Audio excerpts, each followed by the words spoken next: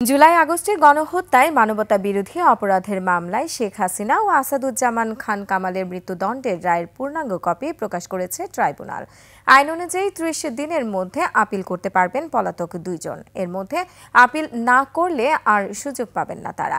এদিকে রাজশাহী চৌধুরী আব্দুল্লাহ আল মামুনকে ৫ বছরের সাজার বিরুদ্ধে আপিল করতে পারবেন, চাইতে পারবেন জামিনও। বিস্তারিত শাকের আরজু রিপোর্টে।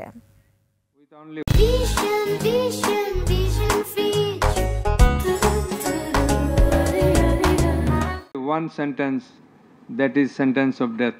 জুলাই গণ অভ্যুত্থান পরবর্তী পুনর্গঠিত ট্রাইব্যুনালে প্রথম রায় আসে ক্ষমতাচ্যুত প্রধানমন্ত্রী শেখ হাসিনা সহ ৩ জনের বিরুদ্ধে। ট্রাইব্যুনাল ১-এর চেয়ারম্যান বিচারপতি গোলাম মর্তুজা মজুমদার ৪৫৩ পৃষ্ঠার রায় দেন গত ১৭ই নভেম্বর।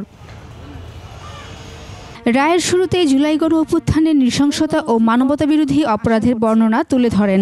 রায়ের সুনির্দিষ্ট ৫টি অভিযোগের ৩টিতে শেখ হাসিনার মৃত্যুদণ্ড দেয় ট্রাইব্যুনাল। যারা আসামি পলাতক আছেন, দেশের বাইরে আছেন, তাদেরকে বাংলাদেশের মাটিতে নিয়ে এসে আইনের মাধ্যমে তাদের এই শাস্তি কার্যকর করবেন।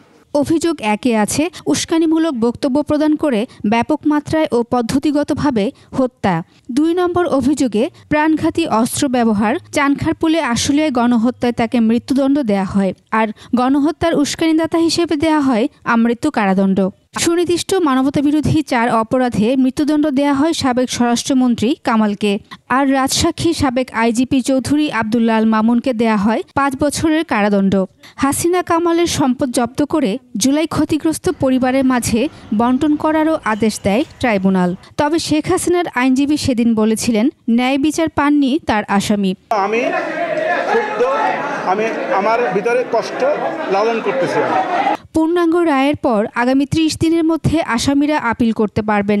আসামিদের গ্রেফতার বা আত্মসমর্পণ ছাড়া সেই আপিল করার কোনো সুযোগ নেই। যে আসামিরা পলাতক আছেন, তারা যদি ৩০ দিনের মধ্যে সারেন্ডার করেন অথবা গ্রেফতার হন, তাহলে তারাও এই রায়ের একটি সার্টিফাইড কপি পাবেন ফ্রি অফ কস্ট। এদিকে রাজশাহী চৌধুরী আব্দুল্লাহ আল মামুন ৫ বছরের সাজার বিরুদ্ধে আপিল করতে পারবেন, চাইতে পারবেন জামিনও।